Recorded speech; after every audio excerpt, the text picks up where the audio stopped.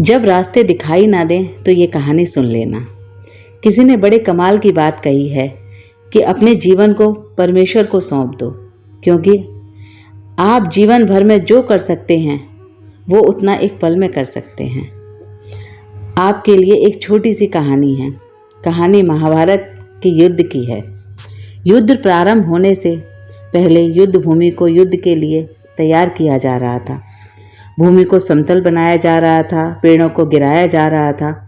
उस युद्ध भूमि का मुआयना करने के लिए श्री कृष्ण व अर्जुन पहुँचे। वे देख रहे थे कि तैयारी किस प्रकार चल रही है। तभी एक चिड़िया उड़ती उड़ती आई और भगवान श्री कृष्ण के पास आकर बोली कि हे भगवान, मुझसे क्या गलती हो गई, मेरी दुनिया ही आपने उजाड़ दी। यहाँ युद्ध भूमि को तैयार किया जा रहा है, पेड़ों को गिराया जा रहा है। एक हाथी ने आकर मेरा पेड़ गिरा दिया जिस पर मेरा घोंसला था। वो घोंसला गिरकर जमीन पर आ गया। उसमें मेरे नन्हे नन्हे बच्चे हैं। हमारी जान बचा लीजिए भगवान, अब सब कुछ आपके भरोसे है।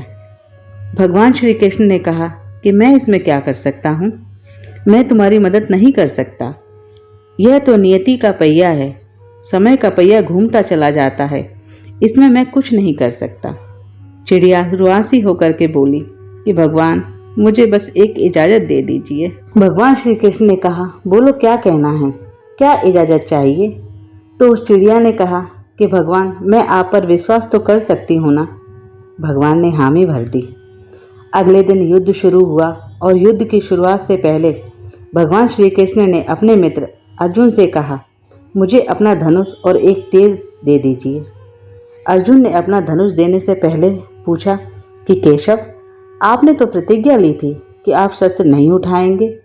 तो भगवान श्री कृष्ण ने कहा कि वह सामने हाथी देख रहे हो, उस हाथी ने उस चिड़िया का घोंसला गिराया था, उस पेड़ को नष्ट कर दिया जिस पर उस चिड़िया का घोंसला था।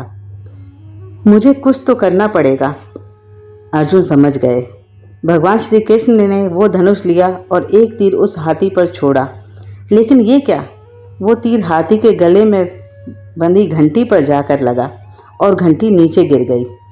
अर्जुन हंसने लगा और कहने लगा कि माधव, तुमसे नहीं होगा, मुझे मौका दीजिए, एक पल में हाथी को मार दूंगा। भगवान श्री कृष्ण बोले, नहीं नहीं, हो गया, बस इतना काफ़ी है।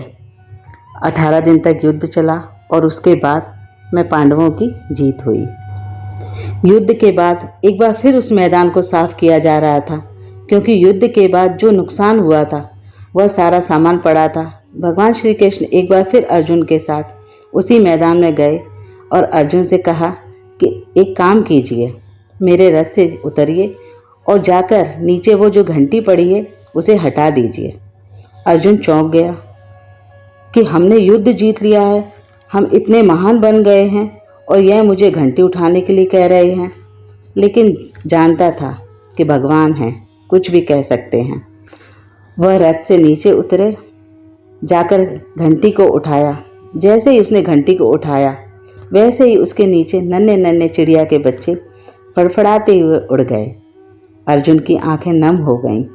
उस घंटी के नीचे था उस चिड़िया का घोंसला जो मदद मांगने आई थी। युद्ध में चिड़िया और उसके बच्चे सुरक्षित रहे, क्योंकि वह घंटी उनका सुरक्षा कवच बनी थी।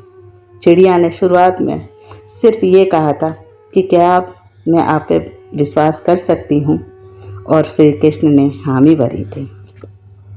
यह कहानी हमें यह सिखाती है कि दुनिया में हमारे सामने चाहे जैसी परिस्थिति आ जाए, एक काम कीजिएगा, अपने जीवन को प्रभु को सौंप देना, क्योंकि आप जीवन भर जो कर सकते हैं वो एक पल में कर सकते हैं।